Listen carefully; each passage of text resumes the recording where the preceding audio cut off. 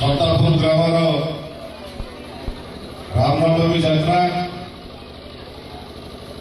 ପ୍ରଭୁ ଜଗନ୍ନାଥଙ୍କ ପାଖରେ ପ୍ରାର୍ଥନା କରିବି ଆମ ସମସ୍ତଙ୍କୁ ଆଶୀର୍ବାଦ କରି ଆମ ଚଲାପଥରେ ସହାୟତା ହେଇ ଆମ ସମସ୍ତଙ୍କୁ ଭାଇଚାରା ଭଲ ପାଇବାରେ ବାନ୍ଧି ରଖିବି। ଅନେକ ବର୍ଷ ହେଲା ଏହି ପର୍ବଟି ପାଳନ କରାଯାଉଥିଲା, କିନ୍ତୁ ଲୋକଙ୍କର ଉତ୍ସାହ ପାଇଁ କିଛି ବଡ଼ ଧରଣର କିଛି କରାଯାଉନଥିଲା। ଅନେକ ବର୍ଷ ହେଲା ବନ୍ଦ ହୋଇ ରହିଥିଲା। ଆଜି ଗ୍ରାମବାସୀମାନେ ସମସ୍ତେ ଏକତ୍ରିତ ହୋଇ ଭାଇଚାରାରେ ଭଲ ପାଇ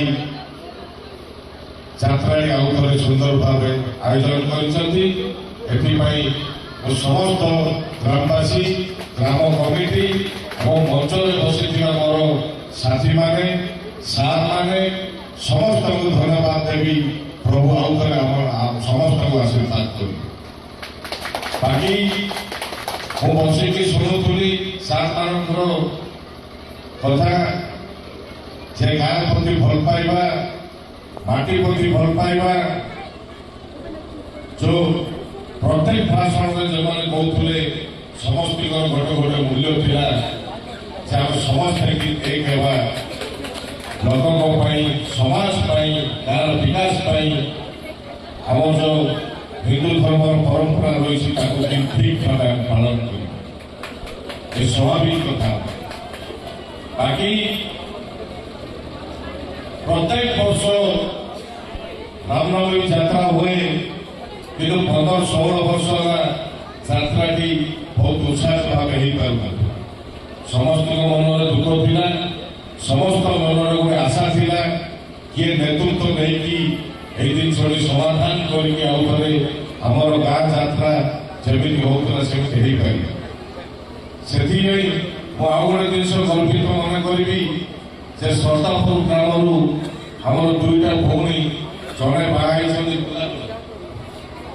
ଗୋଲାଗଡ଼ ଯାଇଛନ୍ତି, ସରପଞ୍ଚ ହେଇଛନ୍ତି, ଆଉ ଗୋଟେ ଭଉଣୀ ବାହା ହେଇଛନ୍ତି ଆମର ତାଳସରପୁର ମଧ୍ୟ ଯାଇକି ସରପଞ୍ଚ ହେଇପାରିଛନ୍ତି।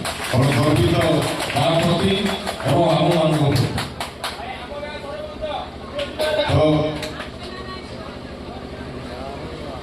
ତ ଏହିପରି ବ୍ୟକ୍ତିତ୍ୱ ଏହି ଗାଁରେ ଜନ୍ମ ନେଇଛନ୍ତି, ଏହିପରି ବୁଦ୍ଧିଜୀବୀମାନେ ଜନ୍ମ ନେଇପାରିଛନ୍ତି ଯେ ଗାଁର ବିକାଶ ପାଇଁ, ଗାଁର ଏକତା ମମତା ପାଇଁ ସମସ୍ତେ ଏକ ହୋଇପାରିଛନ୍ତି। ମୁଁ ମଧ୍ୟ ଗୋଟେ ସଂଗ୍ରାମୀ ଯୁବକ ହିସାବରେ ସବୁଦିନେ ନ୍ୟାୟ ପଥରେ ଚାଲେ ଏବଂ ଧର୍ମର ଜୟ ହେବ ସେହି ପଥରେ କାର୍ଯ୍ୟ କରି ଆଗକୁ ବଢ଼େ। ତ ଏହିପରି କାର୍ଯ୍ୟ କରିବା, ଯେ ମା ମାଟି ପାଇଁ କିଛି ଯଦି କରିକି ଆମେ ଯାଇନଥିବା, ଯେବେ ଯବାନ ଥିବା, ଯବାନ ସମୟରେ ଯଦି ଆମେ କିଛି କର୍ତ୍ତବ୍ୟ କରିନଥିବା, ତାହେଲେ ବୁଢ଼ାପାରେ ଆମର ଆଉ କିଛି ମୂଲ୍ୟ ରହିବ।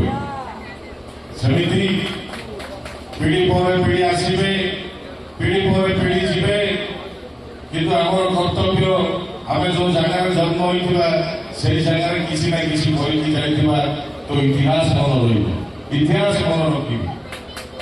ଏହିପରି କାର୍ଯ୍ୟ କରନ୍ତୁ। ସାର୍ମାନେ କହୁଥିଲେ ଯେ ଆମର ଯୁବକ ସାଥୀମାନଙ୍କୁ ସାଙ୍ଗରେ ନେଇ ଗାଁ ପାଇଁ ବିକାଶ କରିବା ପାଇଁ ଆପଣ ତାଙ୍କୁ ସହଯୋଗ କରିବେ ବୋଲି। ସେମାନେ ମୋର ଛୋଟ ଭାଇଯାକ, ସବୁଦିନ ମୋ ସାଙ୍ଗରେ ଥାଆନ୍ତି, ଭଲ କାମରେ ନିଯୁକ୍ତି ହେଇଥାନ୍ତି ଏବଂ ଭଲ କାମ କରିବା ପାଇଁ ମୁଁ ମଧ୍ୟ ସେମାନଙ୍କୁ ବହୁତ ସମ୍ମାନ କରେ ଏବଂ ସବୁ କ୍ଷେତ୍ରରେ ମୁଁ ସହଯୋଗ କରୁଛି, କରିକି ଆସିଛି। ବାକି ସମସ୍ୟା, ଗ୍ରାମାଞ୍ଚଳ ସମସ୍ୟା, ଯେ ଛୋଟ ମୋଟ କଥାକୁ ନେଇକି ରାଜନୀତି କରଣ କରୁଛନ୍ତି, ଗାଁର ବିକାଶ ଗୁଡ଼ିକ, ଗାଁର କାମ ଗୁଡ଼ିକ, ସେବା କାମ ଗୁଡ଼ିକ ହେଇପାରୁନି। କହିବା କଥା, ରାଜନୀତି ବାଟରେ ଥାଉ, ଗାଁର ଯୋଉ ଇତିହାସ ରହିଛି ତାକୁ ସମସ୍ତେ ମିଶିକି ପାଳନ କର। ଗାଁର ବିକାଶ ପାଇଁ ସମସ୍ତେ ଏକ ହୁଅ। କେମିତି କାମ ହବନି, କେମିତି ବିକାଶ ହବନି, ତାପରେ ଆପଣମାନେ ଦେଖିବେ। ପ୍ରଭୁ ସେଥିପାଇଁ ସମସ୍ତଙ୍କୁ ଆଶୀର୍ବାଦ କରନ୍ତୁ, ଭଲ ପାଇବା ଭାଇଚାରାରେ ବାନ୍ଧିକି ରଖନ୍ତୁ ଏବଂ ଆମ ସମସ୍ତଙ୍କୁ ଦିଗ୍ଦର୍ଶନ ଦିଅନ୍ତୁ ଯେ ଆମେ ସମସ୍ତେ କେମିତି ସମାଜ ପାଇଁ, ଗାଁ କରି ଆଗକୁ ବଢ଼ିବେ। ଯାହା ହଉ, ବହୁତ ଖୁସି ଲାଗିଲା। ଆପଣମାନେ ସାତଟା ବେଳେ କହିଥିଲେ ଯେ ବହୁତ ବର୍ଷ ପରେ ଯାତ୍ରା ହେଉଛି, ସେଥିପାଇଁ ପ୍ରଭୁ ଇନ୍ଦ୍ର ଦେବତା ଯୋଉ ବର୍ଷା ଦେଇଛନ୍ତି ସମସ୍ତଙ୍କୁ ଶାନ୍ତି କରିଦେଇଛନ୍ତି, ଥଣ୍ଡା ବାତାବରଣ ଆଣିଦେଇଛନ୍ତି। ଏହା ହେଉଛି ଗୋଟେ ଲକ୍ଷଣ। ସେଥିପାଇଁ ଯଦି ଆମେ ସମସ୍ତେ ମିଶିକି ଭାଇଚାରାରେ ରହିବା, ନିଶ୍ଚୟ ପ୍ରଭୁଙ୍କର ଆଶୀର୍ବାଦ ରହିବ ଏବଂ କାମ ସୁରୁଖୁରୁ ହେଇପାରିବ, ସବୁ ଜିନିଷ ଆମର ଯୋଗ ହେଇକି।